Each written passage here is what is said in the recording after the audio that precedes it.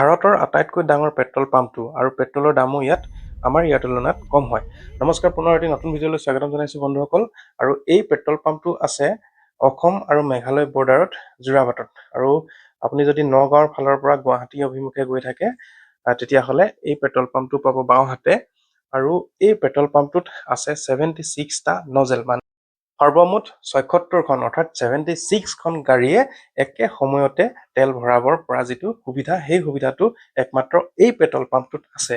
আৰু তুলনামূলকভাৱে ইয়াৰ প্ৰাইচটো বৰ্তমান মই আজি ডেটত তেল ভৰাওঁতে 94 টকা 34 পইচা। আৰু অন্য পেট্ৰল ডিপুত হয়তো 98, 99 ঠিক তেনেকুৱা হৈ আছে চাগে। গতিকে ডিফাৰেঞ্চটো আপোনালোকে নিজৰ এৰিয়া ৱাইজ মাইনাছ কৰি ল'লে গম পাই যাব কিমান টকা হয়। মিনিমাম 4 পৰা 5 টকা ডিফাৰেঞ্চ আছে। এই পেট্ৰল পাম্পটোত গ'লে আপুনি ৰৈ থাকিবলগীয়া নহয়। ইয়াত ষ্টাফ যিহেতু যথেষ্ট আছে, আপোনাক গাইড কৰিব কোনটো নজেল খালী আছে, আৰু সেই ঠাইত গাড়ীখন লগাই দিয়াৰ লগে লগে আপুনি তেল ভৰাই ইয়াৰ পৰা তাৎক্ষণিক ওলাই আহিব পাৰিব। এইটো চাওকচোন, চাৰিওফালে এটা বৃহৎ এলেকা, আৰু এইফালে ডাঙৰ ডাঙৰ যিবিলাক ট্ৰাক, বাছ এনেকুৱা এইবিলাকৰ তেল এইফালে ভৰোৱা হয়। সেইকাৰণে এই চাইডটোত অকণমান খালী হৈ আছে। আৰু এইফালে যদি চাই আপুনি চাওকচোন কিমান সুন্দৰকৈ বাথৰুম আছে, আৰু ইয়াত ৰেষ্টৰুমো আছে। গতিকে সেই সুবিধাখিনিও পেচেঞ্জাৰে ল'ব পাৰে।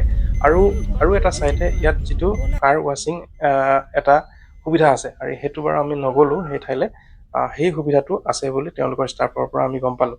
এইটো হৈছে ফ্ৰণ্টটো, আৰু এইটো নেশ্যনেল হাইৱে গৈ আছে, দেখিছেনে? এইবিলাক গাড়ীবোৰ চব গুৱাহাটী অভিমুখে গৈ আছে, আৰু আমিও সেই দিশেৰে এতিয়া গতি কৰিব লাগিব। বন্ধুসকল, পেট্ৰলৰ দামটো কম হোৱাৰ একমাত্ৰ কাৰণ হ'ল এই পেট্ৰল পাম্পটো। এইটোৱে নহয়, এই লাইনটোত আৰু ভালেকেইটা পেট্ৰল পাম্প আছে, আৰু ইয়াৰ লোকেশ্যনটো যিহেতু মেঘালয়ত পৰে, ষ্টেটখন বেলেগ হয়, তাৰ যিটো টেক্সটো যিহেতু কম, সেইটো কাৰণে ইয়াৰ ইন্ধনবিলাকৰ মূল্য আমাৰ অসমৰ তুলনাত ইয়াত যথেষ্ট কম হয়, আৰু সেইকাৰণে ইয়াত যথেষ্ট ভিৰ থাকে পেট্ৰল পাম্পবিলাকত। এইটোৱে আছিলে আজিৰ ভিডিঅ'। ধন্যবাদ ভিডিঅ'টো চাই থকাৰ বাবে।